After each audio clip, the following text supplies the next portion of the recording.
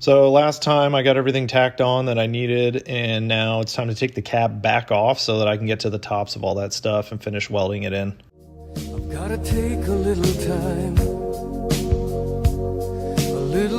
to think things over.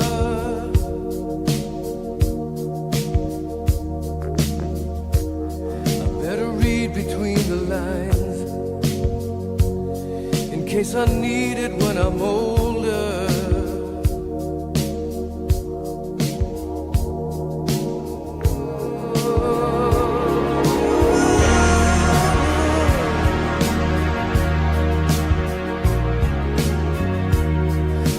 Mountain I must climb feels like the world upon my shoulder. Through the clouds I see love shine. Obviously taking the cab off is kind of a pain in the ass, but I'm able to do it by myself and it works. So now on to welding the tops of the slider supports and also the inside of the body mounts and the tops of those as well.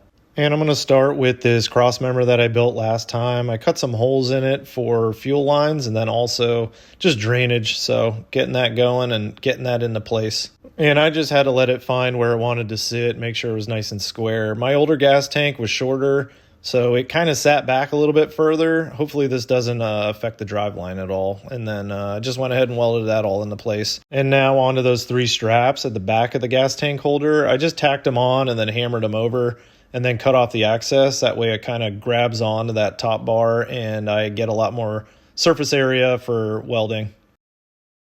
And those came out great. I was a little concerned about how strong and sturdy it would be, but it's plenty strong. It's not going anywhere.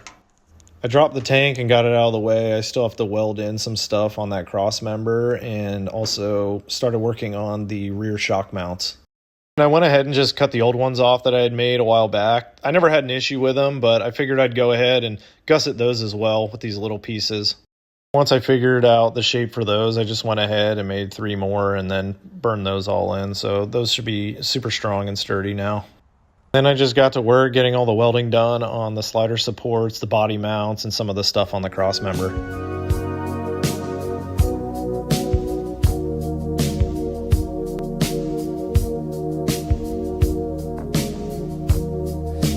Take a little time.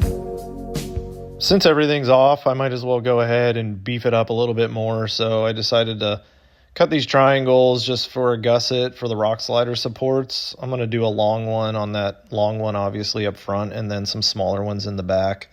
So once I got those figured out, I just made a couple more. When I went to go weld on those rock slider gussets, I heard a pop, and then my welder just cut off and wouldn't turn back on. So took it apart, tried to diagnose it with a voltmeter.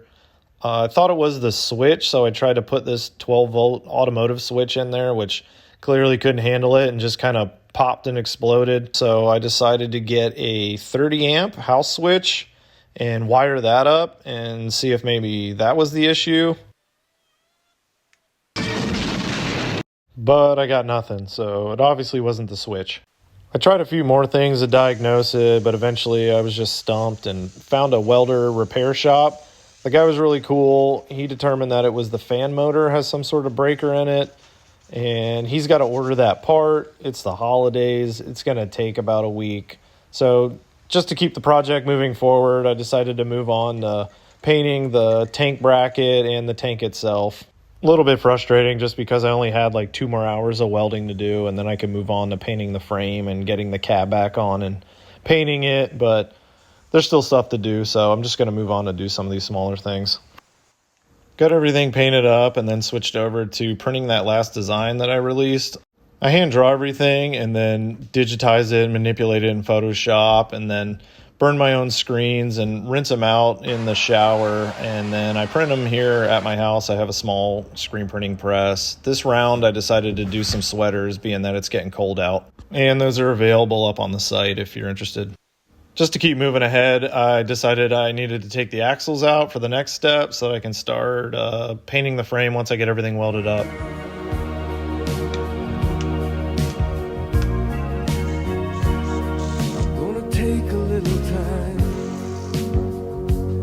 A little time to look around me.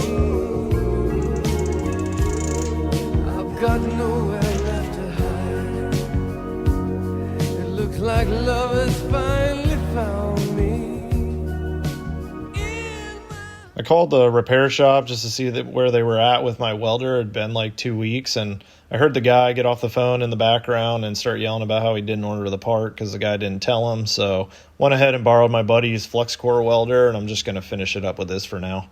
And I really just kind of wanted to get a move on, not just because I wanted to keep progress going, but the frame is obviously rusting pretty quickly. It's been real rainy, and I live by the beach, so this stuff takes over pretty quick. I started with the gussets on the rock sliders, and they came out pretty good, so I'm going to keep moving with the other gussets. I'm adding gussets inside and out wherever I have a welded seam. Up here at the front, I don't want to mess with the inside distance for clearance with the motor, so I'm just going to add a big one to the outside right here where the steering box is going to go. So I made a paper template for that and cut it out.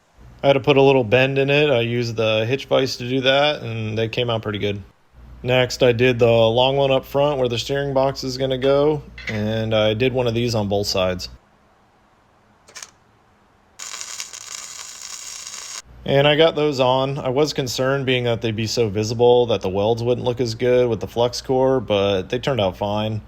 I didn't weld them all the way in down there by the hanger because, again, that might move, and I'm holding off on the steering box as well in case the suspension moves back. These nuts where the winch installs in the rear were kind of hitting the winch, so I went ahead and countersunk those in and tacked those in as well. I welded some nuts to the inside of the frame. That's where the fuel line hangers are going to kind of run. I didn't want to put holes in the frame because I'm trying to alleviate any water getting inside there, but for now, that's as far as I can go until I get the motor in it and do the rest of the suspension stuff. So the frame is pretty much done. Stoked. So now I finally get to move on to wire wheeling this thing, cleaning it up, priming it, and painting it. Got everything nice and wire wheeled, and then went back and hand sanded some spots as well. Got everything nice and down to bare metal, and now it's time to start priming it. I went with this Rust-Oleum self-etching primer and wiped the whole frame down with a rag and some acetone, and then just started spraying. I see love shine. It keeps me warm as life grows colder. In my life, there's been heartache and pain. Once it was all primed, I went with a Rust-Oleum Canyon Black Satin for the black finish. Can't stop now. I've traveled so far to change this lonely life. I wanna know what love is. So while I was waiting for that to dry, I decided to flip the cab up and tackle some of those cab mount holes that were getting a little rusty. And shout out to my wife Holly for giving me a hand with that.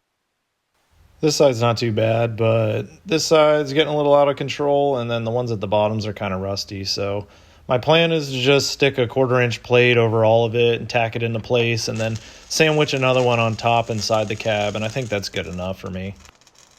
I've accidentally set a lot of stuff on fire in my life, so I'm pretty cautious now. I'd weld a little bit and then look up in there to make sure nothing's on fire, but I got them stuck on, gonna hit them with some paint and move on to the next step. It's been getting a bit redundant with taking the axles on, putting them off, taking the cab off, putting it back on, taking it back off. So really happy that I think I'm at a point where I don't want to jinx myself, but hopefully this is the last time I have to do all this, at least with the cab. Take a little time to look around me. I've got nowhere left to hide. It looks like love is fine.